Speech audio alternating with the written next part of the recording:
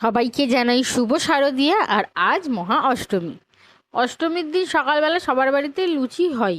পুষ্পাঞ্জলি দিয়ে এসে লুচি আলুর তরকারি সবাই খাবে।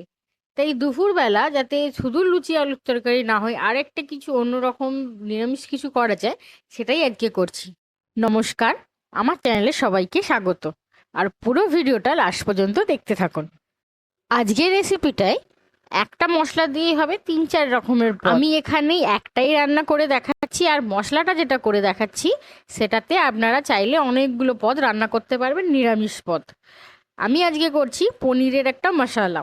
প্রথমে কড়াইয়ে তেল দিয়ে তাতে একটা তেজপাতা আর গোটা গরম মশলা আর দিয়েছি একটু জিরে ফোড়ন দিয়ে একটু ভাজা ভাজা হতে দিয়ে দিয়েছি একটা টমেটো, ছোট ছোট করে কুচি করে দিয়েছি যাতে তাড়াতাড়ি নরম হয়ে যায়। আর তাতে দিয়েছি 1 ইঞ্চির মতো, মানে 1 গাঁটের মতো দিয়ে দিয়েছি আদা, সেটা কুচি করেই দিয়েছি। দিয়ে একটু ভাজা ভাজা করছিলাম। একটু ভাজা হয়ে গেলেই তাতে আমি দিয়ে দিয়েছি 1 চামচের মতো দিয়েছি পোস্ত, 4-5টা কাজু। আর আমি এখানে দিয়েছি একটুখানি দিয়েছি এটা কুমড়ো বীজ যেগুলো, এগুলো কিন্তু এখানে আমরা চাইলে মগজদানাও দিতে পারেন। আমার কাছে কুমড়ো বীজ ছিল, তাই আমি কুমড়ো বীজ দিয়েছি। দিয়ে ভালো করে নেড়ে নিয়েছি। যখন সব কটা জিনিস একটু নরম হয়ে গেছে তখন আমি এটা মিক্সিতে পেস্ট করে নেবো।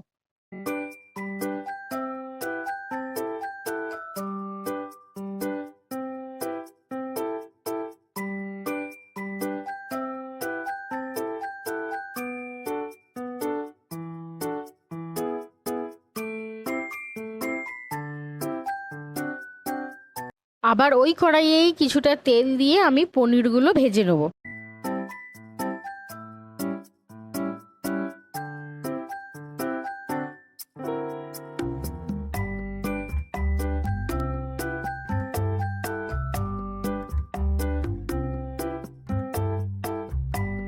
পনিরগুলো ভাজা হয়ে গেলে তার সাথে যে তেলটা থাকবে তার সাথে একটু তেল দিয়ে আমি তাতে 1 চামচের মতো হলুদ গুঁড়ো, লঙ্কার গুঁড়ো আর 1 চা চামচ জিরের গুঁড়ো আর ধনের গুঁড়ো দিয়ে প্রথমে একটু তেল, মানে মশলাটা একটু ভেজে নিয়েছি। নিয়ে যে পেস্টটা করে রেখেছিলাম সেটা দিয়ে মশলাটা কষতে থাকবো।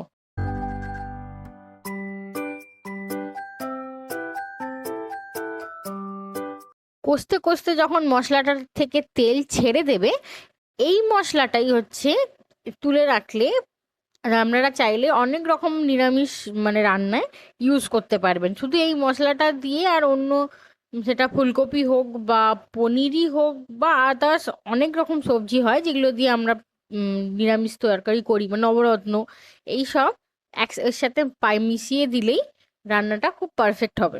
এখানে মশলাটা কষা হয়ে গেলে এবার আমি পনিরটা দিয়ে দেবো। আর দিয়ে দেবো এইটা একটু নাড়া হোক, একটু জল দিয়ে দিয়ে ভালো করে নেড়ে নেবো ভালো করে। আর চাপা দিয়ে দিয়ে একটু মশলাটা কষে নেবো পনিরের সাথে। মশলাটা কষা হয়ে গেলে তাতে এই নুন মিষ্টিটা একটু চেক করে নিতে হবে স্বাদ স্বাদ অনুযায়ী। আর দিয়ে দেবো লাস্টে একটু গরম মশলা। ওটা দিয়ে নেড়ে নিলেই পুরো রান্নাটা রেডি। অষ্টমী স্পেশাল নিরামিষ পনির মশালা। আর অষ্টমীর দিনই যেহেতু আমার দাদার জন্মদিন ছিল, তাই এখানে করেছি, আমার মা পায়েস করেছে, তরকারি ছিল আর পনির মশলা ছিল আর লুচি।